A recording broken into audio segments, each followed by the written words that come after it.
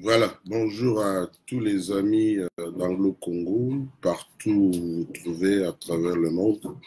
Ça fait belle lurette que nous ne nous sommes pas retrouvés pour faire l'analyse politique sur la situation politique en RDC. Aujourd'hui, l'idée m'est venue de faire une petite analyse parce qu'il y a beaucoup d'événements politiques qui se passent dans notre pays. Merci à tous ceux qui sont déjà branchés. Je ne saurais pas citer tous vos noms. Je n'ai pas assez de charges pour citer les noms de tout le monde parce que le temps est très précieux. Rapidement, nous allons faire l'analyse politique en RDC. J'ai titré ces directs analyse sur l'actualité politique en RDC. Elle est diverse, mais à la une, nous avons l'installation du bureau définitif de l'Assemblée nationale. Madame Janine Mabunda a été, j'allais dire, cooptée comme présidente de cette institution, donc de l'Assemblée nationale. Monsieur Jean-Marc Kabound, qui est le président ad interim de l'IDPS et le vice-président de cette institution, suivi d'autres gens. Il y a un poste qui est resté vacant. Semble-t-il, il y a des pourparlers pour que l'opposition, du moins pour ceux qui se qualifient encore d'opposants, et ça se dessine. Nous avons vu M. Lutundula et d'autres parler en tant que s'afficher comme des opposants. Donc, on voit clairement qu'ensemble s'affiche sur ce point-là. Et en même temps, il y a aussi les MLC. Il y a un poste qui est resté vacant, disais-je. Et puis, il y a M. Fabrice Puela qui s'est porté candidat pour ce poste-là. Donc, voilà un des sujets que nous allons traiter, mais surtout, nous allons parler de les retombées d'une telle élection sur le plan politique dans la marche des institutions. Le président de la République de la République démocratique du Congo, M. Félix Tshisekedi, a dit à Kisangani que bientôt il y aura un premier ministre. Nous l'avions annoncé que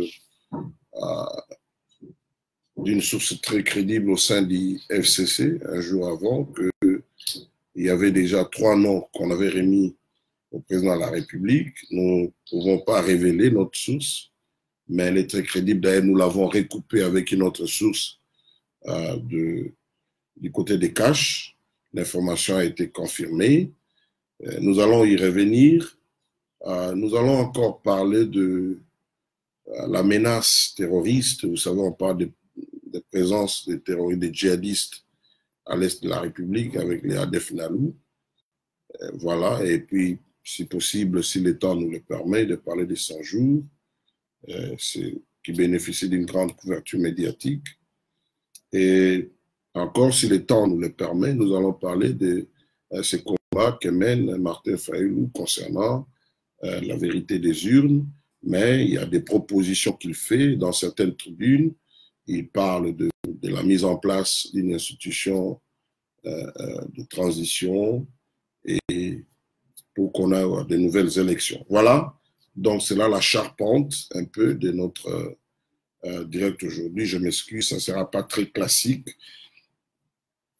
Ce sera un peu à bâton rompu, donc vous posez des questions, nous répondons et sentez-vous libre de poser les questions dès à présent.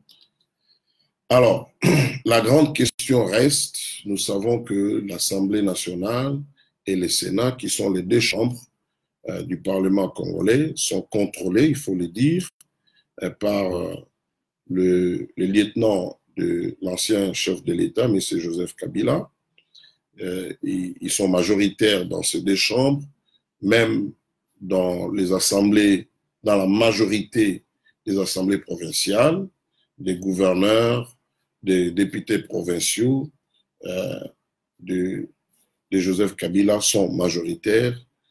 Et la grande question qui taraude l'esprit des gens, c'est comment M. Félix Tshisekedi va diriger, avec quels moyens constitutionnels. Tout de suite, nous voulons dépassionner les débats. Nous allons voir les choses sous l'angle constitutionnel. Donc, il y a la Constitution a fait une répartition du pouvoir, donc du président de la République, le Premier ministre et le gouvernement, le Sénat, l'Assemblée nationale. Donc, ils se partagent le pouvoir et nous pensons que le président de la République aura, comme nous l'avons toujours dit, il aura un pouvoir qui lui est reconnu par la Constitution.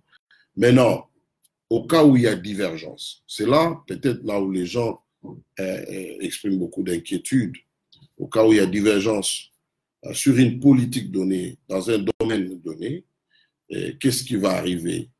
Est-ce que le président de la République a le moyen d'imposer sa vue, sa façon de voir les choses au Premier ministre? Est-ce que nous allons vivre des crises pendant cette cohabitation? Il faut appeler ça comme ça. Et certains parlent de la coalition, mais quand on regarde dans les comportements, il s'agit beaucoup plus de cohabitation que d'une coalition. Mais les temps, en tout cas, je crois que le temps ne va pas démentir ce que nous disons. Il s'agit beaucoup plus de cohabitation parce qu'ils ont eu beaucoup du mal à choisir un Premier ministre. Ça traînait. Il y en a qui pensaient et qui continuent à croire que M. Félix Tshisekedi est une marionnette de Joseph Kabila. Nous avons un point de vue un peu différent de cela.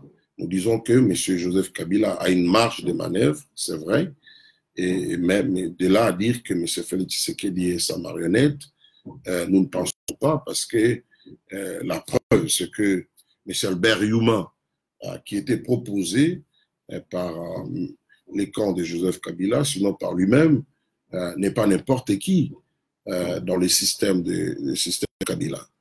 Les gens ne fouillent pas pour chercher à savoir quelle est l'influence de M. Albert Youma. Et nous étions au courant, aujourd'hui nous pouvons le dire, qu'on allait proposer M. Albert Youma.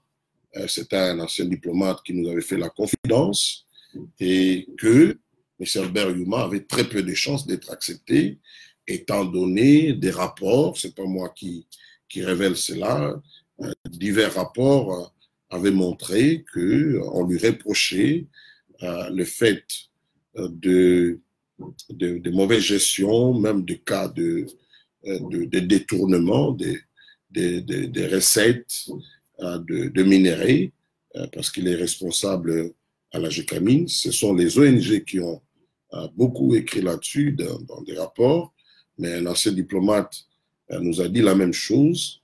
C'était au mois de février, et je n'étais pas seul, d'ailleurs, j'étais avec témoin. Quand il m'a reçu, il avait dit il est hors de question que M. Youma soit le Premier ministre. Je ne vais pas donner la nationalité de ces diplomates, mais comme vous le savez, beaucoup de choses se passent dans notre pays, où l'étranger, disons la communauté internationale, intervient, essaie d'influencer les choses, et il faut le dire clairement, la communauté internationale a été pour beaucoup pour que Joseph Kabila ne soit pas candidat. C'est vrai qu'il y a des Congolais qui ont versé leur sang, mais les rapports de force en soi n'étaient pas en faveur, en tout cas à la lumière de ce qui s'était fait, n'étaient pas en faveur du peuple. Donc, voilà. Alors, les voyages de M. Félix Tshisekedi aux États-Unis, nous restons sur notre position que c'était un succès. Et j'ai même un ami qui m'a fait une confidence, un monsieur de la Mouka, pas n'importe lequel, a fait une confidence en disant que M. Félix Tshisekedi, en tant que chef de l'État de la RDC, avait des soutiens très forts. Et beaucoup de gens ne savent pas. C'est vrai qu'il y avait une tentative de le faire rencontrer avec M. Martin Fayulu, mais pour les Américains, je vous dis la vérité, il était hors question, donc les départements d'État, de faire rencontrer M. Félix Tshisekedi avec un opposant pour parler des problèmes internes de la RDC aux États-Unis, parce qu'il était là-bas en visite d'État, visite de travail. Donc, ce n'était pas à l'ordre du jour, ça n'a pas été évoqué comme certains le disent, ce n'est pas vrai. Et même M. Martin Fayulu n'a pas été reçu par Mike Pompeo parce qu'il n'était pas son invité.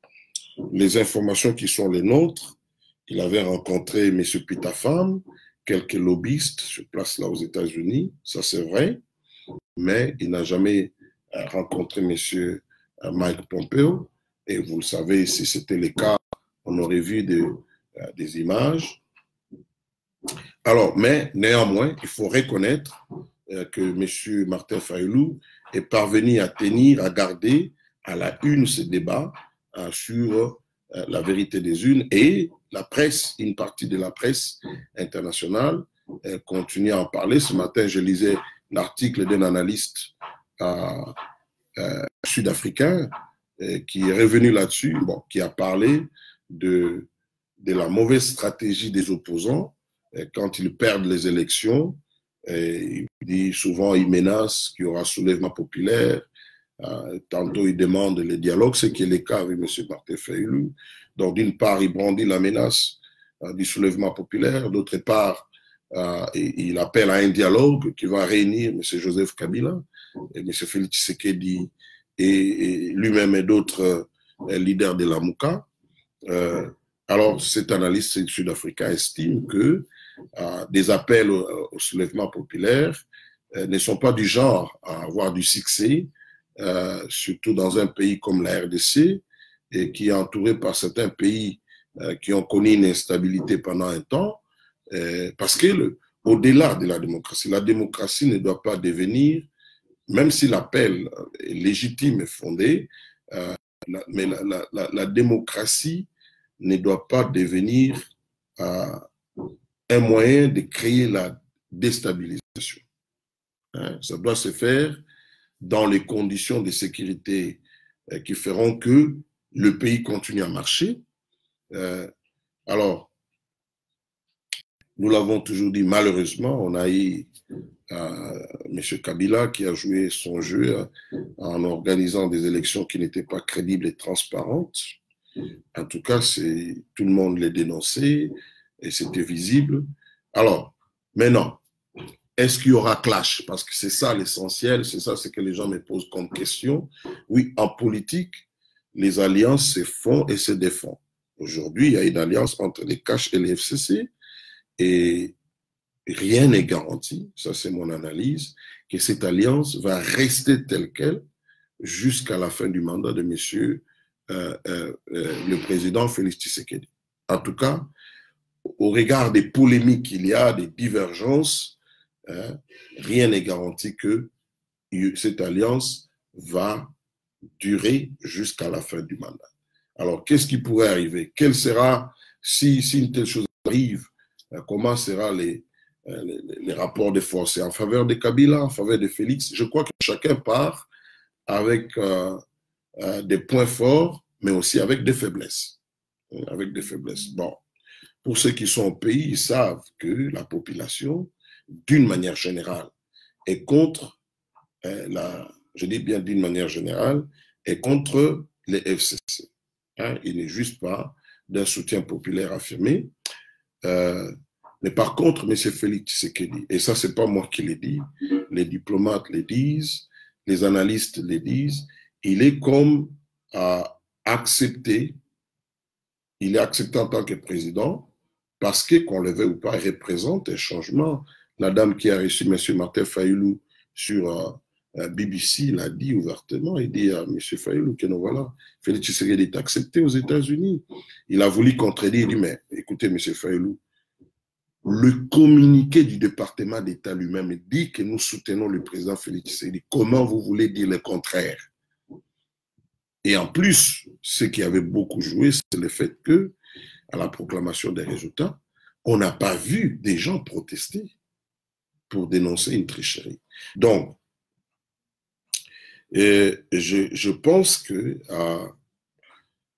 les camps Kabila, de ce point de vue-là, ils ont une certaine faiblesse. M. Félix Tshisekedi, c'est comme quelqu'un qui a suscité un espoir. Qui a suscité. C'est la lueur d'espoir qu'il y a dans cette obscurité que nous trouvons dans les institutions. Et heureusement, il pose certains actes qui donnent espoir. Et je ne suis pas le seul à les dire. Monseigneur Ambongo, qui est très critique vis-à-vis de M. Félix Tshisekedi, ne pouvait pas nier une telle évidence. Il l'a dit sur le plateau de France 24. Donc, les actes, la première mesure prise par M. Félix Tshisekedi, en tout cas en grande majorité, suscite un espoir. Mais jusque-là, il faut le dire, il n'y a pas encore un premier ministre issu de la famille politique de Kabila. Tchibala en est issu, il a été débauché, mais il est le premier ministre sortant.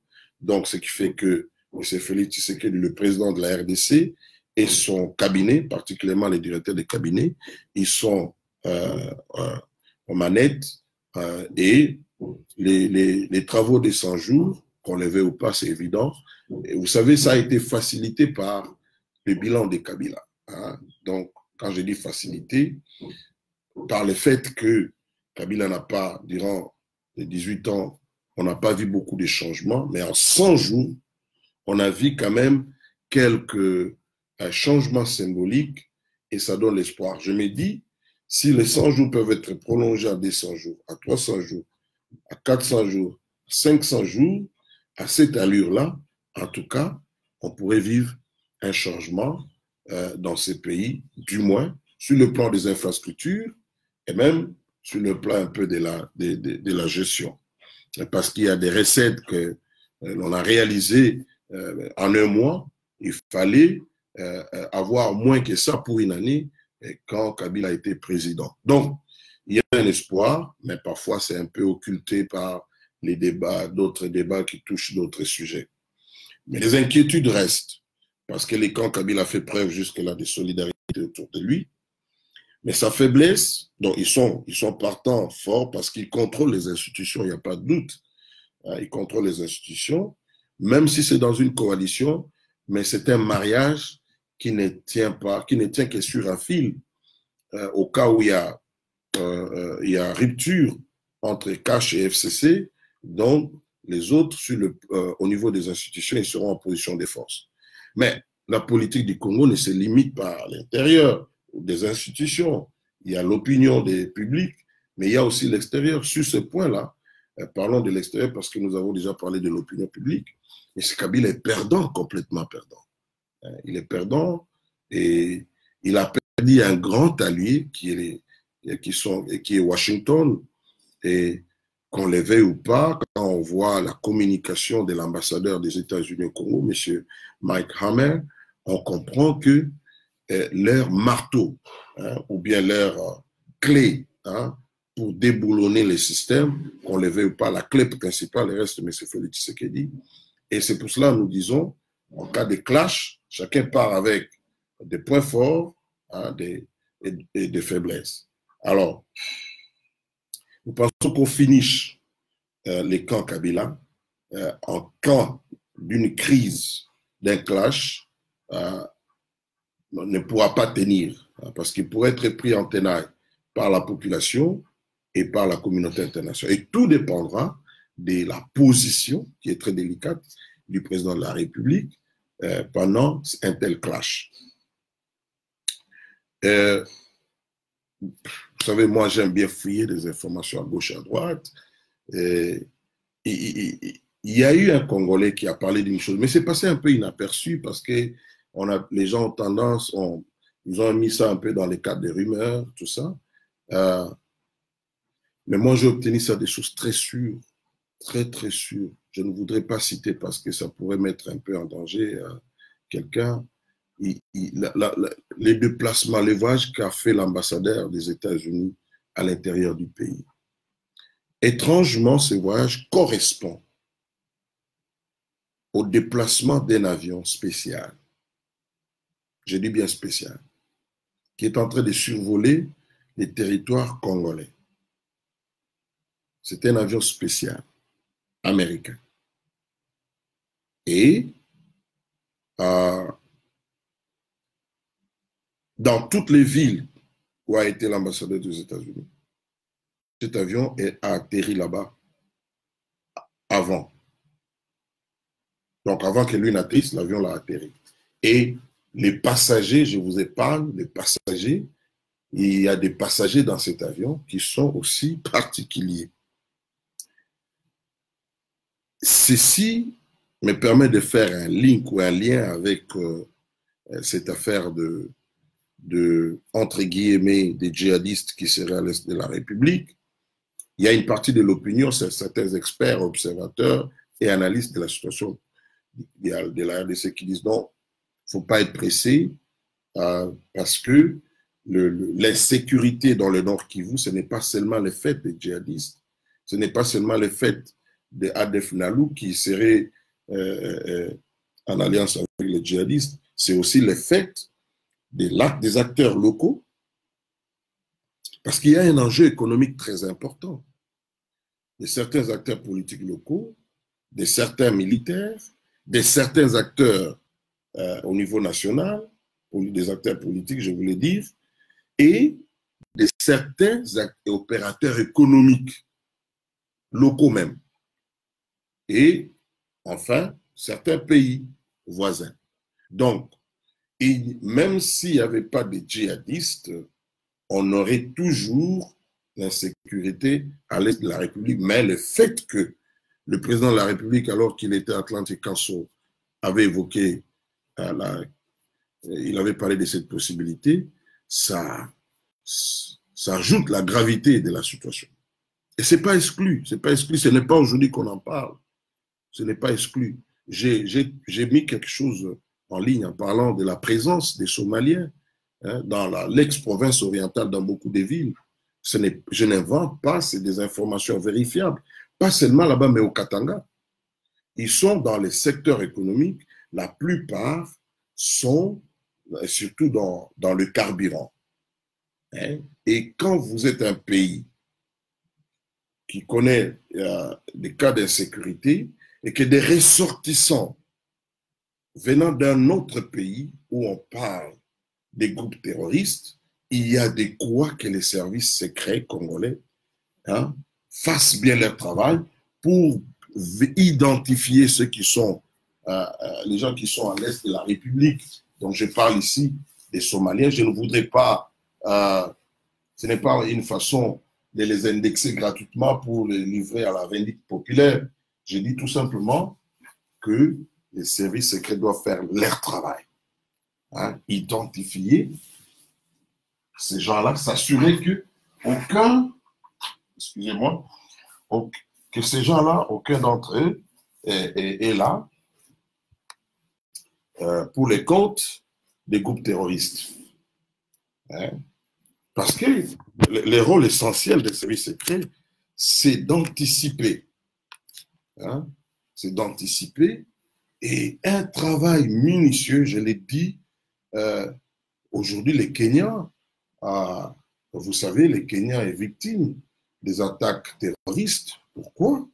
Mais parce qu'il y a la proximité géographique avec la Somalie. La Tanzanie n'est pas en reste. Et donc, j'avais expliqué l'autre jour, dans le cadre de la géopolitique et géostratégique, que les Américains avaient fait du Kenya un grand centre de leur base. C'est pour contrôler tous ces mouvements terroristes. Et l'Africom est très présente au Kenya. Et aujourd'hui, vous avez vu, je l'ai expliqué lors des élections, je disais que, à défaut des résultats transparents, ce qui était le cas, parce que Kabila devrait quitter, Monsieur Félix Tshisekedi, l'actuel chef de l'État, il partait favori parce qu'il me paraissait qu'il avait des entrées très faciles auprès des chefs d'État africains qui étaient en collaboration étroite avec Washington concernant la lutte contre le terrorisme et surtout contre la présence chinoise et russe en Afrique. Et regardez la situation de la RDC aujourd'hui, quand vous voyez les Russes, on vient d'augmenter leur nombre en République centrafricaine. Et en passant, le président centrafricain était en visite aux États-Unis récemment. Il n'a pas été reçu par le président Trump parce qu'on en a fait un grand problème. Mais quand vous regardez tout cela, aujourd'hui, les Américains disent que s'ils ne font pas attention, la Chine va pratiquement, en prêtant les termes en vogue, les déboulonner à la tête des nations. Et le président Jimmy Carter l'a dit récemment que Trump, vous devez faire très attention, la Chine est en train de nous rattraper. À cette allure, plutôt, la Chine va nous rattraper. Je venais de lire une analyse d'un ancien officier et diplomate américain qui a dit que les États-Unis doivent tout faire de changer leur diplomatie en Afrique, de ne plus continuer avec cette diplomatie qu'ils ont héritée de la guerre froide, parce que la Chine n'est pas prête à lâcher les morceaux Afrique. Donc, quand vous prenez tous ces éléments en compte, disais-je, il était clair que ces élections cachaient des enjeux beaucoup plus importants. Et aujourd'hui, c'est étonnant. Moi, ça m'étonne que les gens s'étonnent que les élections se soient passées de cette manière-là. Quel que soit celui qui serait président, eh bien, comme l'a dit la dame de Hard Talk sur BBC, il allait se retrouver dans une telle situation parce que Kabila, c'était un monsieur très méfiant, très prévenant, et il ne voulait pas, surtout la situation de l'Angola. La situation de l'Angola avait fait peur à Kabila. Donc, le fait que Lourenço avait commencé à démanteler, à déboulonner les systèmes plutôt politico-financiers, économiques d'Eduardo, cela avait fait peur à Kabila. Donc, lui, il a voulu un peu, à sa manière, en quittant le pouvoir, il a voulu un peu se mettre à l'abri d'une telle situation. Bon, ça serait pour combien de temps? C'est Dieu le sait, mais comme je l'ai dit, les enjeux sont tellement importants que je ne pense pas, dans la durée, qu'ils pourraient tenir. Mais, dans un premier temps, le président de la République va souffrir un peu de cette image d'un président qui ne joue pas qui n'a pas toutes les manettes entre ses mains, mais qui a un soutien sûr, hein, très sûr, parce que avoir la qualité et les niveaux de responsabilité de ses partenaires, de ses interlocuteurs aux États-Unis, quand vous passez 2 heures avec le numéro 1 de la CIA, ce n'est pas pour aller parler de la vérité des urnes, hein, croyez-moi. Quand vous passez 2 heures avec les conseils spéciaux de Trump, hein, ce n'est pas pour aller parler du Parlement congolais, non. Hein, donc, de la composition du Parlement congolais et du Sénat, ce n'est pas ça. C'est des grands enjeux qui dépassent ces enjeux locaux. Et il est annoncé une réforme au sein de l'armée. Parce qu'en fait, pour en parler clairement, le grand pilier des régimes du genre des Kabila, ce ne sont pas des institutions telles que le Sénat, l'Assemblée nationale. Non. Les dictatures ne reposent pas vraiment sur ça. Ça, c'est la façade. Le vrai pilier, c'est l'armée, les services de sécurité, les services de renseignement. Et dans une certaine mesure, et tout cela sous-tendu par les mines, c'est-à-dire des intérêts économiques. Hein? Voilà. Alors, c'est pas ça vraiment l'enjeu, parce que, bon, il faut le dire, jamais on a vu le Parlement ici en Afrique, à l'exception de l'Afrique du Sud, le Parlement venir à bout d'un chef d'État. Pour le cas du Congo, même pas des ministres. Depuis tout le temps du règne de Joseph Kabila, ce Parlement n'est même pas parvenu à chasser un ministre, à moins que Kabila l'accepte. Même Tchibala, ils ne sont pas parvenus. Matata Mponyo non plus. Donc, ils n'ont pas un vrai... Je ne parle pas du pouvoir constitutionnel, je parle d'un vrai pouvoir, d'un pilier qui sous-tend les régimes. Ce n'est pas ça. C'est un régime qui repose sur l'armée, hein, comme je l'ai dit, la police et les autres services connexes, et puis le service des renseignements et l'argent. Hein, donc, quand je parle des intérêts économiques, pour dire les choses clairement, il s'agit de l'argent. Hein. Donc, ce sont là les piliers. Et quand vous regardez dans la stratégie des Américains, évidemment, c'est lisible, hein, je ne révèle rien, c'est pas que j'ai été dans les conseils des dieux. Quand vous regardez, ils s'en fichent de la forme que prend les Sénats, l'Assemblée nationale. Leur problème, ils disent, la réforme de l'armée, la lutte contre la corruption. Alors, ça touche quoi? C'est là où il y a les problèmes. C'est là où il y a le cœur même du pouvoir de FCC. Ce n'est pas les gens qui sont au Parlement, machin. Non. Et vous allez voir, ils soutiennent le président de la République dans la lutte contre la corruption et puis la réforme de l'armée. Et il faut ajouter à cela, c'est lié à la lutte contre le terrorisme. Alors, il y a d'autres gens qui disent qui nient carrément qu'il n'y a pas de lien entre les Adef Nalou et les djihadistes venant de Proche-Orient, mais c'est une grave erreur. J'ai même entendu M. Jason Sten, qui est un expert,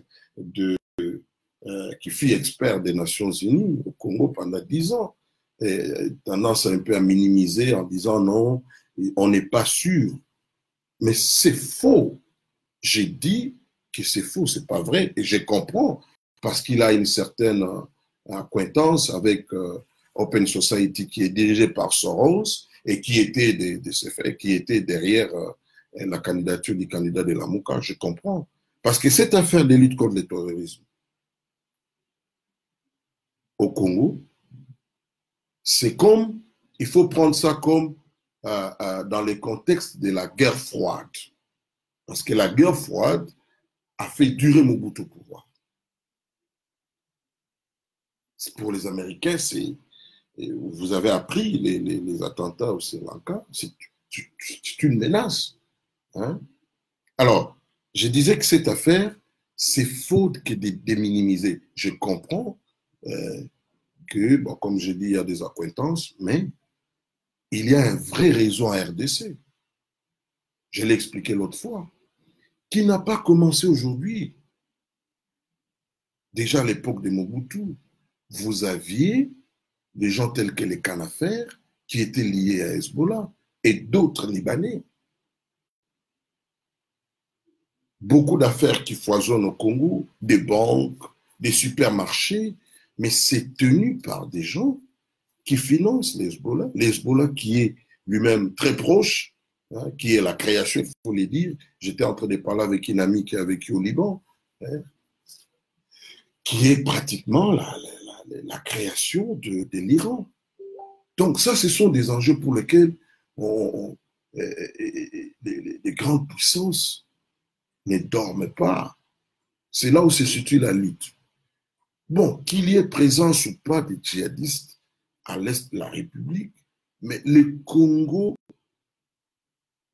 sur son territoire, il y a tout un réseau qui alimente des mouvements musulmans intégristes, catégorisés comme terroristes. Pas moi, c'est pas moi qui l'ai dit. L'islam n'est pas terroriste, mais j'ai dit catégorisés comme terroristes par les départements d'État. Vous prenez l'Hezbollah, il est considéré comme un mouvement terroriste par l'Israël et les États-Unis. Donc, et c'est des choses qu'il faut prendre très au sérieux. Et comme je l'ai dit, la présence des Somaliens au Katanga, et on sait comment beaucoup sont, comment ils arrivent. Il y en a, d'après certaines informations, et ils représentent les intérêts de certains acteurs politiques au Congo.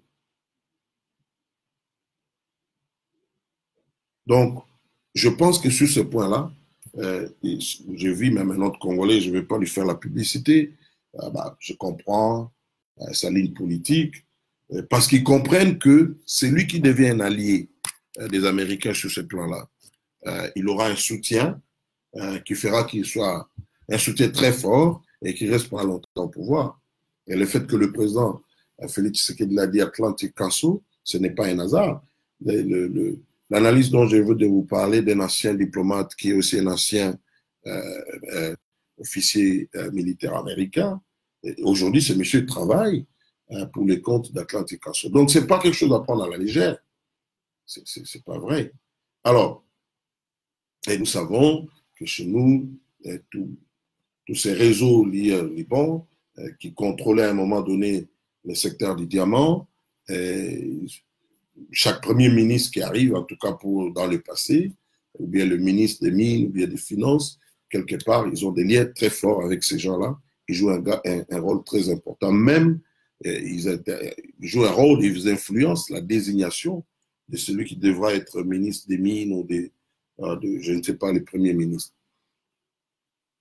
Mais, des sources crédibles, il y a un lien déjà entre les ADF Nalou.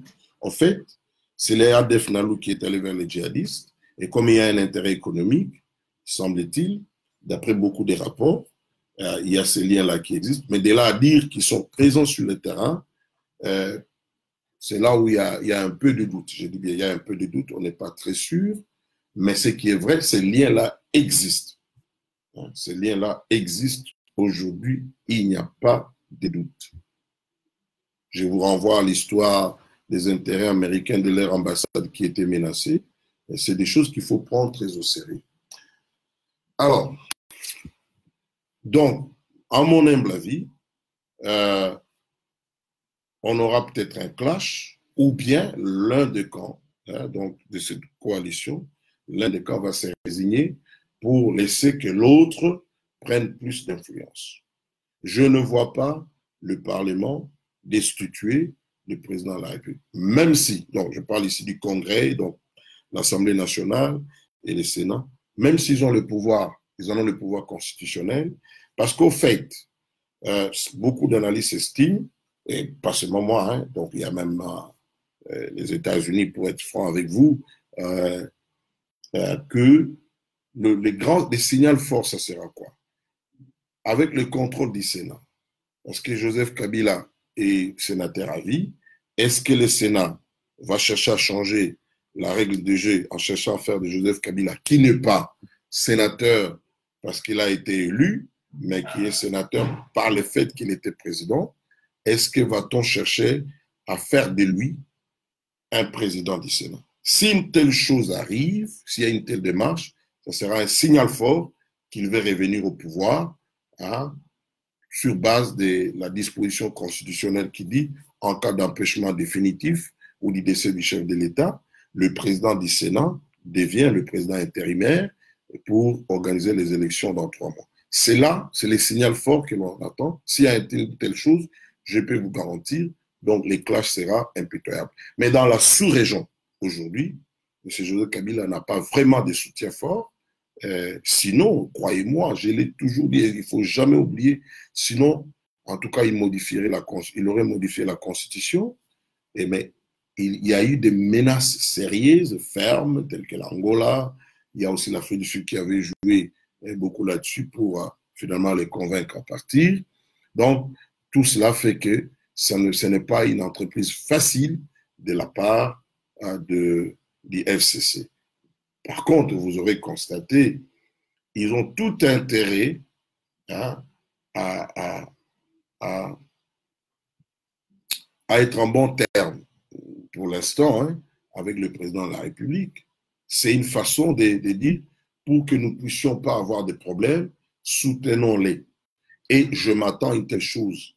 Si le président n'avait pas de soutien au niveau de un soutien populaire affirmé, et surtout s'il n'avait pas le soutien des États-Unis, l'actuel président de la République, M. Félix Tshisekedi, ne pouvait, parce qu'en politique, on ne se permet pas des choses dont on n'est pas sûr d'issue. Hein? Il ne pouvait pas se permettre de refuser Albert Yuma, parce qu'Albert Yuma, c'est l'homme qui tient les systèmes miniers, hein, qui est le plus important dans les systèmes de Kabila. Hein? C'est l'homme qui était au four au moulin de l'affaire d'augmentation des taxes sur les minerais. C'était une bonne chose, il faut le dire, hein. Mais malheureusement, même les 2% hein, que les compagnies minières payaient à l'État congolais, leur destination est quasi inconnue. Et on parle même de 70% des revenus des minéraux qui auraient pris notre destination. Donc, voilà, chers amis, grosso modo, c'était un peu en vrac. Ce que je voulais dire aujourd'hui, s'il y a des questions à gauche et à droite, est-ce qu'on aura un dialogue? Est-ce qu'il y aura un soulèvement populaire? Je ne crois pas qu'il y aura un soulèvement populaire, mais je crois plutôt un rapprochement est possible, mais tout dépendra comment, parce qu'il faut regarder aussi la Mouka, sans qu'on le dise, c'est déjà une plateforme qui est divisée. Vous n'avez qu'à voir les déclarations de M. Kyungu et d'autres proches de Moïse Katumbi. Moïse Katumbi n'a jamais démenti leurs propos et Moïse Katumbi, il est annoncé bientôt au pays. Je disais à quelqu'un de Jean-Pierre Bemba, un ami, je lui ai dit, écoutez, dans cette affaire de la Mouka, si vous ne savez pas, je lui ai dit, ça fait plus d'un mois, Moïse Katumbi est déjà très loin dans les pourparlers pour son retour et le rapprochement avec le pouvoir de Kinshasa. Ben, la suite a donné raison. Nous sommes en politique, il y aura des rebondissements, je le crois, dans l'avenir. Et voilà ce que je pouvais dire. Alors, très vite, Poté Baoul au fond dit, un tel signal serait, bonjour Poté en passant, je n'ai pas eu le temps de vous saluer, et puis ça fait longtemps. Je vous ai posé une question inbox, vous n'avez pas encore répondu, c'est pas, vous voulez toujours en faire un mystère. Alors, il dit, un tel signal serait suicidaire pour les FCC, ce serait la goutte d'eau qui ferait déborder le vase. Je suis d'accord avec vous. Je crois qu'il y a des lignes, hein, donc que le FCC sait qu'il ne peut pas se permettre d'enjamber ces lignes-là. Ça, il n'y a pas de doute, ils savent, on peut les laisser à l'intérieur jouer ces jeux-là, mais toute démarche à chercher à destituer le président Félix Tshisekedi, je crois que ça serait un feu, hein. Donc, et ils le savent qu'ils ne le feront pas. Bon, non pas parce que c'est vrai qu'il y aura quelque chose qui va se passer sur le plan interne. Parce qu'au fait, le président Félix Tshisekedi et son génie, c'est d'avoir réussi à garder encore quelque part les costumes de quelqu'un, je ne dirais pas opposant, mais de quelqu'un qui veut le changement du système. Bon, quant aux moyens pour aboutir à un tel résultat, ça c'est un autre débat. Ça c'est un autre débat. J'ai suivi les débats à Lyon. Quelqu'un demandait à Fayoulou s'il pouvait aider Félix Tshisekedi. J'ai dit, si vous prenez Fayoulou, vous les mettez là, il serait dans la même condition. Parce que dans le pourparler qu'ils avaient eu avec Kabila aussi, c'était aujourd'hui, on l'a dit ouvertement, il y a eu des contacts. Donc, c'était pour aboutir à une telle démarche. Donc, à un tel résultat. Donc, même lui, ça serait difficile. Mais par contre, je crois que, selon que les jours passent, comme je l'avais dit, les problèmes ici, ce n'est même pas la chambre. Hein? Donc, la chambre basse et la chambre haute. C'est pas ça. C'est pas ça le pilier du pouvoir. Moi, tout débat qui va dans ce sens-là, c'est bien beau parce que ce sont des institutions, ils ont les moyens constitutionnels, tout comme les chefs de l'État ont aussi les moyens constitutionnels de les dissoudre. Mais ce n'est pas ça, hein, ce n'est pas ça vraiment là où les Romains vont s'en prendre. Non. La grande question reste, c'est l'armée, la police. Est-ce qu'elle sera politique? Quel rôle pourra. Regardez tout ce que vous appelez soulèvement populaire, même les tout derniers qui ont eu lieu.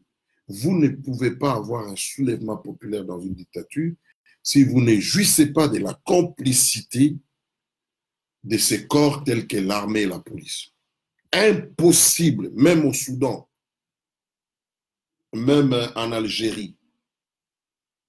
Le peuple prend l'initiative, mais en Algérie, il y a eu des tentatives par les passés. Mais cette fois-ci, dès que l'armée a montré que voilà notre position, eh bien, Bouteflika, il est parti. Béchir, il est parti. Au Burkina Faso, c'était la même chose. S'il n'y a pas une complicité de l'armée, nous allons tomber dans les mêmes histoires. Hein.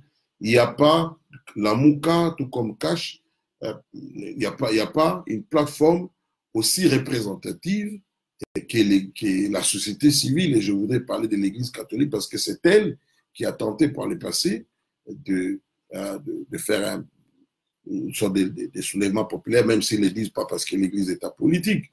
Mais l'objectif, c'était ça. Donc, je ne vois pas aujourd'hui quel soulèvement populaire qui pourrait avoir les chances d'aboutir. Je ne suis pas pessimiste, je dis des choses sur base de l'analyse. S'il n'y a pas un soutien de l'armée, il faut oublier. Alors là, il faut penser à une rébellion, ce qui n'est pas exclu. Mais une rébellion qui, à mon humble avis, ne fera pas long feu, dont l'objectif sera quoi? Nous faisons péter les canaux pour que nous venions autour d'une table, parce que c'est ça l'objectif apparemment. Même quand on parle de soulèvement, après on dit nous voulons qu'on se rencontre, qu'on parle, qu'on mette en place des institutions pour une transition et qu'on aille aux élections. Donc, that's it. Comment interprétez-vous les discours de Mme Mabunda? En regardant son visage, je me suis dit que quelque chose s'est tramé. Qu'en dites-vous? Malheureusement, mon frère pasteur Patience Punga Ouababa, je n'ai pas suivi les discours de Mme Janine Mabunda dans son entièreté. J'ai vu quelques extraits de ses déclarations. Écoutez, moi je pense que Kabila, voilà sa stratégie. Il a voulu s'adapter à la situation, hein, donc aux exigences des Américains. Kabila fait les jeux. Donc quand je parle de Kabila, évidemment, je parle d'IFCC. Ils ont fait les jeux démocratiques, mais sans le faire à fond. C'est-à-dire ils ont cherché à se maintenir par les élections, surtout que l'opposition dans son ensemble était beaucoup plus focalisée sur la personne de Kabila, qu'il parte. Et apparemment, c'était aussi l'objectif des Américains et des autres partenaires de la RDC, même s'ils avaient des divergences sur qui succédait. Je l'ai toujours dit, les Américains, il est rare que vous les voyez envoyer des troupes en Afrique, dans un pays parce qu'il y a des troubles. Ils ont fait ça en Somalie, c'était une très mauvaise expérience. Depuis lors, ils n'ont jamais fait cela. Mais étrangement, ils ont envoyé des troupes au Gabon dont l'effectif dépasse celui qu'ils ont communiqué. Et vous savez que dans la sous-région où nous nous trouvons de l'Afrique centrale, il y a des troupes françaises, hein, dans certains pays voisins même de la RDC et en Afrique centrale. Généralement, comment ça se fait? Ce sont soit les Français qui interviennent, soit même les Belges pour les cas de la RDC qui interviennent. Au nom, et c'est là souvent les Américains donnent leur feu vert, mais cette fois-ci, c'est eux-mêmes qui sont descendus alors que il y a des troupes de leurs alliés dans la sous-région. Et cela se justifie par le fait qu'ils avaient déjà apporté leur soutien à un des candidats. Parce que les troupes françaises n'allaient pas venir pour soutenir, en cas de trouble, soutenir M. Félix Tshisekedi. Et cette présence militaire américaine est un grand shift, comme on dit en anglais, c'est un grand changement dans la manière des Américains d'aborder des crises en Afrique. Donc c'est pour montrer que pour eux, ils ne peuvent plus rester en arrière et mettre les Européens devant pour qu'ils fassent leur jeu, parce que parfois au finish, ils se rendent compte que les jeux n'étaient pas vraiment en leur faveur à 100%. Donc, je n'ai pas suivi ce discours pour revenir à votre question dans son entièreté, mais je crois qu'elle a voulu rassurer les gens, hein, les quelques extraits que j'ai lus, elle a voulu rassurer les gens quant au rôle qu'elle va jouer, que le Parlement va jouer aussi. Donc, ça fait partie de la stratégie du FCC, qui est sous surveillance et fait tout pour faire voir, c'est surtout pour la consommation extérieure, que nous sommes dans les limites Nous sommes dans les règles démocratiques, même si évidemment nous savons qu'il y a eu tricherie, que la CENI a encore favorisé la tricherie lors de ces élections. Mais ils ont compris dans les camps de Kabila que le plus grand problème, ce n'est ni le Sénat, ni l'Assemblée nationale. Le plus grand problème des Américains et du peuple congolais, c'était le départ de Kabila. Donc, ils se sont adaptés par rapport, ils ont dit, bon, ici, qu'est-ce que nous devons faire? Comme le problème, alors, bon, ici, nous pouvons faire tout pour que nos gens soient là. C'est pour cela que j'ai dit, ils ont une ligne qu'ils ne peuvent pas traverser. Ils ne peuvent pas ramener Kabila au pouvoir en tant que président de la République. Ça, c'est exclu. Et de ce fait, ça veut dire qu'ils ne peuvent pas créer des problèmes qui vont faire que le président de la République actuelle ne puisse pas fonctionner. Ils vont faire son jeu, ils peuvent l'amener dans de longues discussions, mais ils connaissent leurs limites.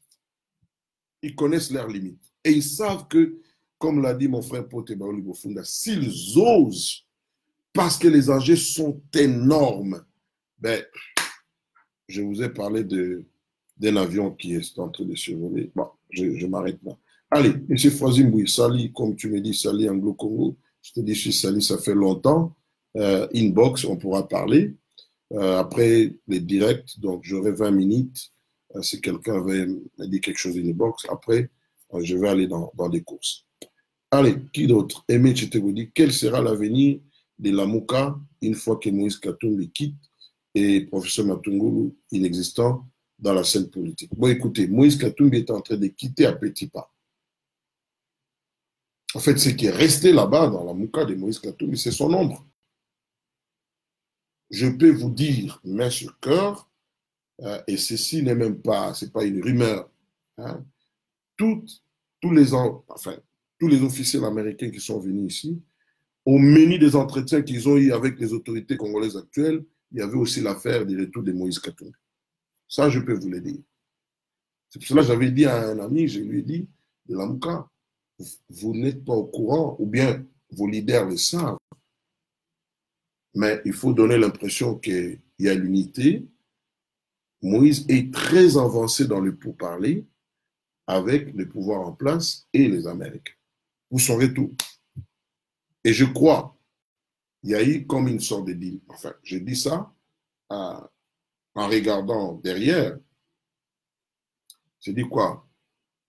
Vous ne devenez pas une entrave politique pour le pouvoir actuel, parce qu'il est soutenu par les États-Unis, il faut le dire. Vous faites des déclarations publiques qui vont dans le sens de soutenir le président actuel, mais lui aussi, de son côté et son cabinet, vous facilitez le retour de Moïse Katumbi. Et c'est ce qui s'est fait. Et c'est ce qui continue de se faire. Vous avez vu l'affaire de l'accusation au niveau de la justice, l'affaire des passeports, et vous voyez qu'il y a des gestes de part et d'autre, hein, aimés. Donc, c'est clair. D'abord, nous avions l'information. Ensuite, nous avons vu cela s'appliquer sur le terrain. Et voilà. Parce que pour l'instant, celui qui veut vraiment embêter M. Tshisekedi, il a le risque de se mettre les Américains sur le dos et, en tout cas, une bonne partie du peuple. Qu'on ne vous trompe pas.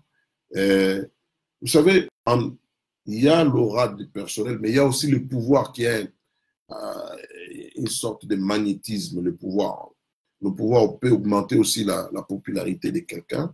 Et étant à la tête d'un grand parti, je ne sais pas moi qui l'ai dit, la journaliste qui a reçu M. Maître Fayoulou sur Hard Talk lui a dit, mais écoutez, vous n'allez pas quand même avoir la prétention de dire que Félix ne peut pas gagner parce qu'il est à la tête d'un grand parti. Votre parti à vous n'est pas un grand parti, hein, même si vous avez été soutenu par Moïse Katumbi. Et... Donc, il y a un peu tout ça.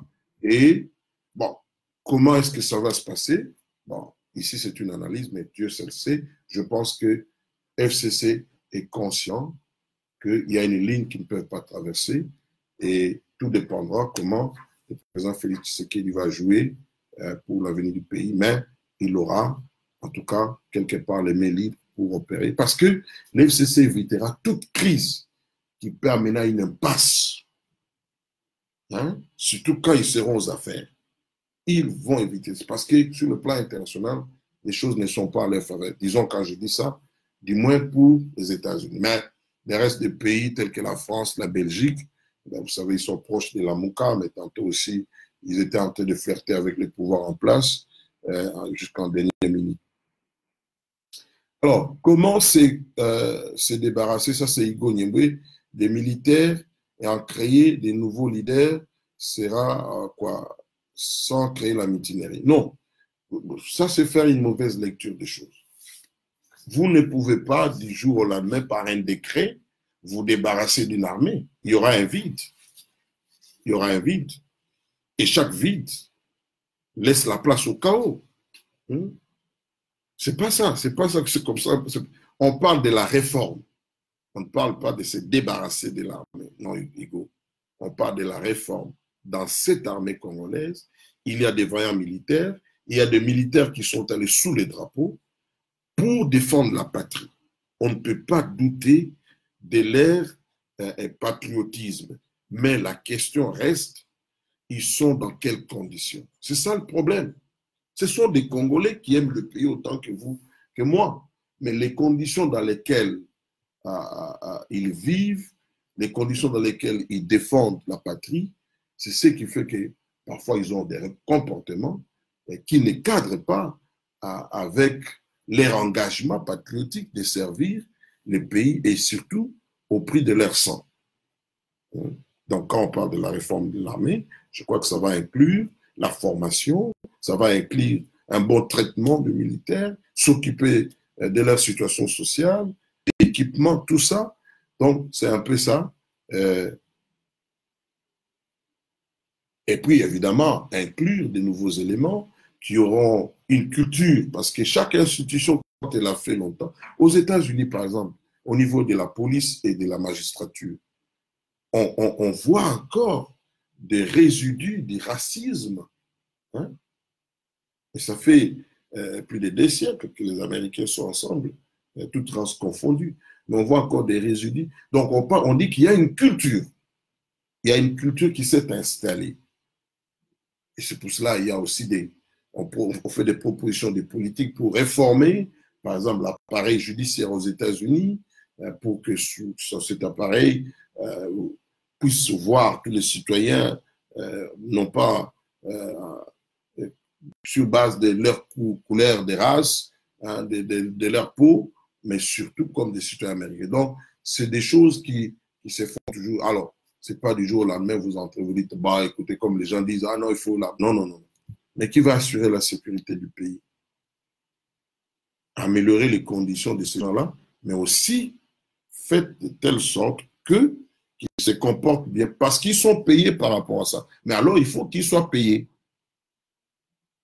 Il faut qu'ils soient bien payés pour qu'ils soient redevables par rapport à leur comportement à l'État qui représente la population. All right. Comment préconisez-vous, ça c'est Philippe de Concessao, l'avenir FCC après avoir raflé tout? Je venais de répondre dans toutes les questions et toutes mes réponses là. J'ai dit, je vois le FCC. D'abord, il y a une volonté de survie, il y a un réflexe de survie à leur niveau, parce qu'il y a des gens, il faut le dire au FCC, s'ils quittent cette coquille, ils sont en insécurité sur le plan politique et sur le plan personnel. Donc, pour eux, rester dans les institutions, ça leur donne une certaine d'humilité, mais en même temps, ils sont tenus à l'œil. Hein?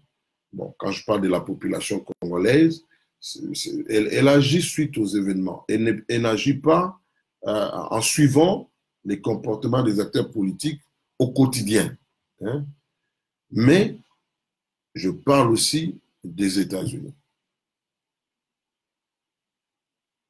Et l'FCC,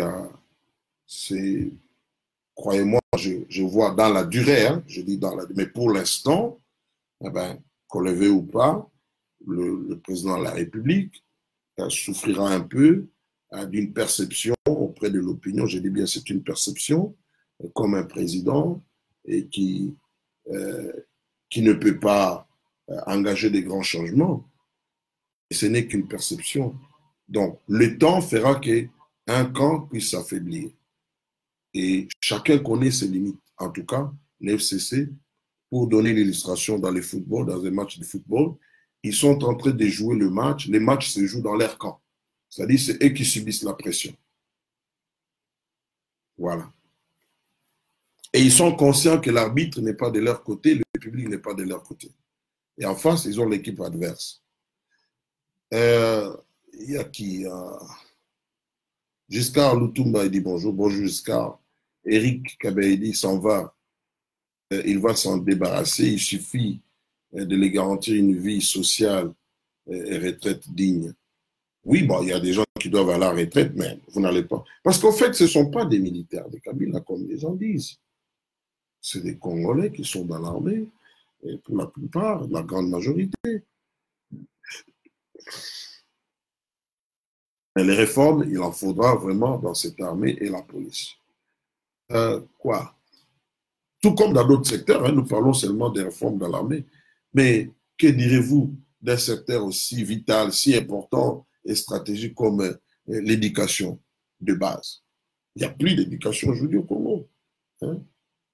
Vous avez des élèves qui terminent les humanités, qui ne savent pas écrire. Moi, je commence à être d'un point de vue mais que l'enseignement se fasse dans les langues locales. La Chine, en Inde, hein, dans beaucoup de pays, c'est dans les langues locales. Bon, c'est une réforme qui doit être bien réfléchie.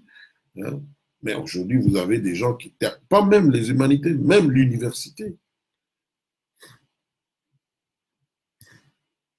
Les erreurs, parce que ce n'est pas notre langue, les erreurs, ça ne peut pas manquer, mais quand on regarde dans la manière de parler, de réfléchir même, on se rend compte qu'il y a des lacunes graves au niveau de notre éducation. Allez, Bernard Badibanga, il dit comment analyses-tu les propos de l'ambassadeur des USA au Congo sur les investissements américains? Mais écoutez, je crois qu'ils sont en train d'encourager les investisseurs américains à venir et non seulement ça, ils sont fourrés au moulin pour créer un espace qui pourrait les attirer. Écoutez, les Américains ne viennent pas d'abord investir dans tous les domaines, bien qu'ils peuvent venir comme ça, mais quant au gouvernement américain, je l'ai dit deux fois, il y a ce qu'on appelle des minéraux stratégiques sur ce point-là, et ils sont intraitables. Ils sont en train de tout faire pour que ce secteur-là soit assaini, hein, et voilà, et c'est un problème d'intérêt pour eux, et donc ils ne vont pas laisser. Donc c'est quelque chose, je crois que ça constitue une aubaine pour la RDC. Si nous pouvons en tirer profit, ça serait une bonne chose. Allez, Frank Lukebadu, tu me dis, hi my brother in the Congo. Hi, how are you?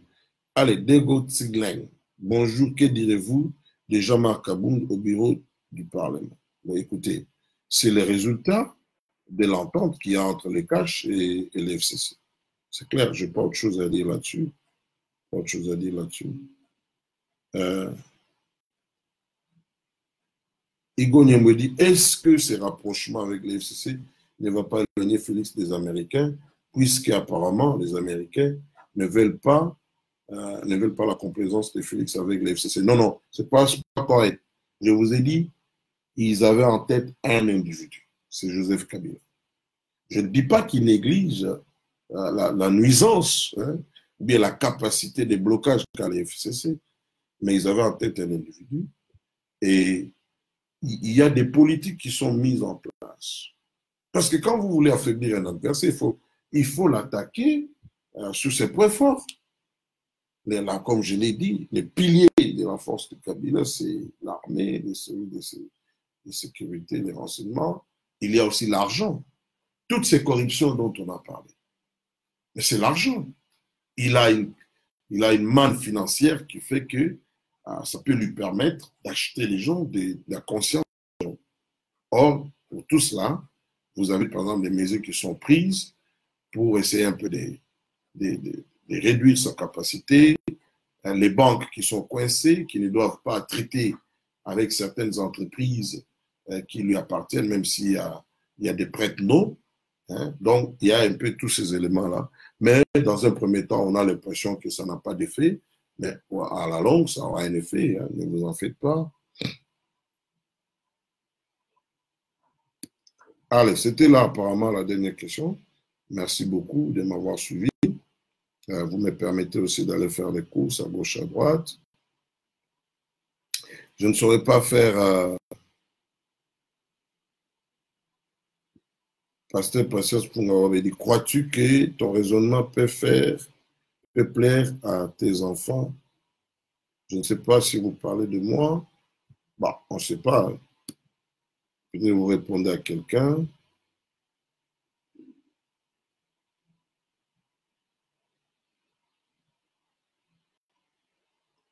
Il y a des gens, il y avait d'autres questions, je crois, je ne sais pas, j'ai sauté ou comment? Ah oui, parce que je n'ai pas commencé au début là-bas. Il y a Chibangu Kabamba qui dit Anglo-Congo, pouvez-vous nous éclairer si le président Félix pourra initier la réforme de l'armée sans que la Kabylie ne frissonne? Cette réforme pourra-t-elle se faire d'entrée de jeu? Bon, d'abord, tout est question de stratégie, mais ce qui est vrai, c'est l'objectif visé. Hein? Donc, il n'y a pas de choix, il faut qu'il y ait une réforme. Sinon, le pays est en danger, parce que quand on parle de menaces terroristes, déjà, nous avions du mal à éradiquer les groupes armés à l'est de la République. Et maintenant qu'on parle de la présence des djihadistes, ou bien, disons, des liens entre l'AFDEL et certains mouvements djihadistes, il y a des quoi vraiment réformer. Et ce n'est plus seulement une question de sécurité de la RDC. C'est une question qui touche la sous-région. C'est une question qui attire l'attention d'autres puissances au-delà du continent. Donc, il n'y a pas de choix. Nous serons forcés à faire une réforme de l'armée, que l'FCC frissonne ou pas. Et je crois que on ne pourra pas s'en passer. Tony Wangumba, il dit, on est fatigué de vos analyses politiciennes. Allez vous faire piquer par des moustiques au Zaïre. Bon, Tony, merci. Je prends ça avec beaucoup de fair play. Si c'est le langage qu'il faut pour me critiquer, tant mieux. Bah, qu'est-ce que vous voulez? Et les Zaïre restent mon pays. Je ne pourrais pas oublier cela. J'ai fait en tout cas plus d'une décennie à l'étranger. Je n'arrive pas, j'ai fait même des efforts pour oublier la RDC qui vous appelez Zaïre. Je n'y suis pas parvenu. Donc, si ça ne vous intéresse pas mes analyses, ne venez pas sur ma page. Apparemment, vous en avez marre. Très poliment, vous pouvez quitter, aller chercher quelqu'un qui ferait des analyses que vous trouvez beaucoup plus objectives. Les miennes sont politiciennes d'après vous, mais laissez-nous l'espace. Mais vous avez le droit de critiquer, si vous voulez critiquer, mais je prends ça avec beaucoup de... Enfin, moi, ça ne me dit rien. Pour dire vrai, ça ne me dit rien. Si vous tenez un langage, tant mieux. Vous êtes libre. Et on ne va pas arrêter de faire l'analyse sur votre ordre, pas du tout. Allez, maintenant, c'est réellement fini.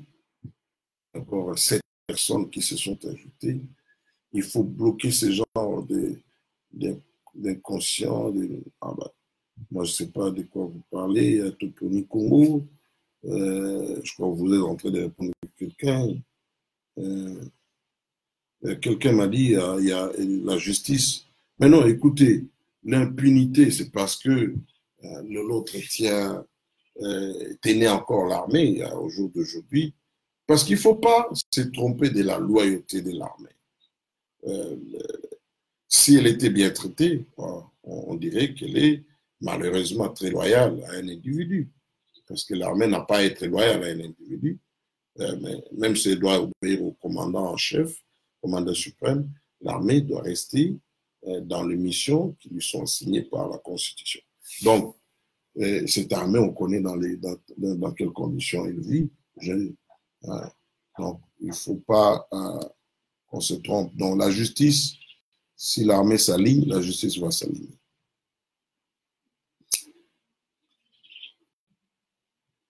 OK. Est-ce que je réponds à quelqu'un?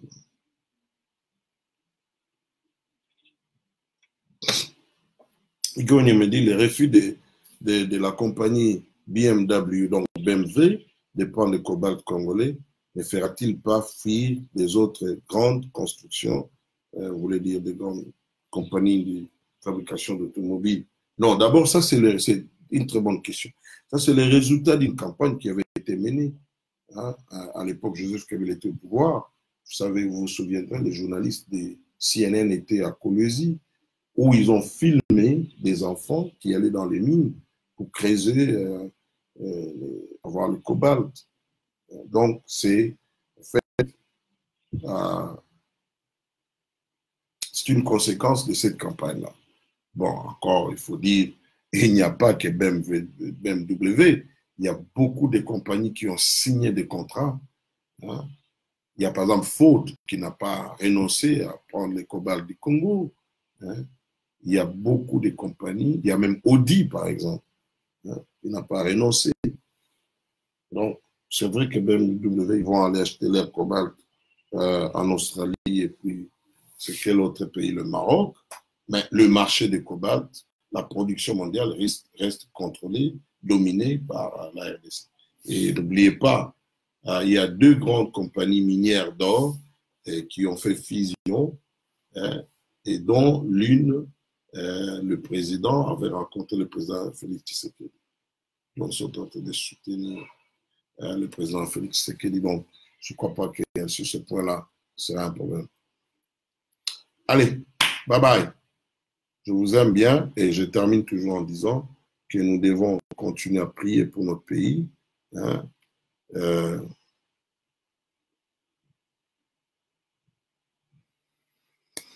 Dipumba Didi, pouvez-vous nous parler de quel impact qu'il y a dans la coalition FCC-CACH? D'abord, je vous ai dit, si vous parlez de l'impact, je dirais, bon, la présence de cette coalition fait que les mouvements de protestation sont comme dans une sorte d'attente de voir comment ça va se passer entre les CACH et les FCC. Est-ce que l'allure qu'a prise le président de la République des 100 jours va-t-elle continuer avec l'arrivée des premiers ministres FCC? Donc, le peuple est dans l'attente, mais comme je l'ai dit, en tout cas, les FCC connaissent ses limites. Je ne les vois pas maintenant la bousculer les choses. Par contre, ils ont tout intérêt à jouer les jeux jusqu'à ce qu'ils aient l'opportunité, si elle viendra, de mener les choses à leur guise. All right. Merci beaucoup, frères et sœurs, amis. Et nous prions que Dieu garde le Congo, que Dieu donne la sagesse à ceux qui dirigent, aux opposants aussi, à la société civile, tous ceux qui ont un mot à dire, nous disons, qu'est-ce que j'ai dit? Tous ceux qui nous ont suivis, nous disons grand merci. Ah, j'ai oublié. Didi dit quelle est l'idée que le FCC a derrière cette coalition. Alors, chacun a une certaine idée derrière. En politique, on avance en ayant toujours un plan B. Je pense que chacun a un plan B. Mais pour l'instant, ils ont tout intérêt à être ensemble. Vous avez entendu Kika dire que non, les gens de l'Omouka doivent aller dans l'opposition. Donc, pour l'instant, ils se disent, non, prenons d'abord, soyons la partie prenante quant au partage du pouvoir. Et puis, la suite, on verra. Mais ce n'est pas des mariages, de mon avis, qui sont éternels. Bon, en tout cas, je dois vous laisser là. Bye bye. Que Dieu vous bénisse. Continuez à prier pour notre pays. Je vous aime tous. Bye.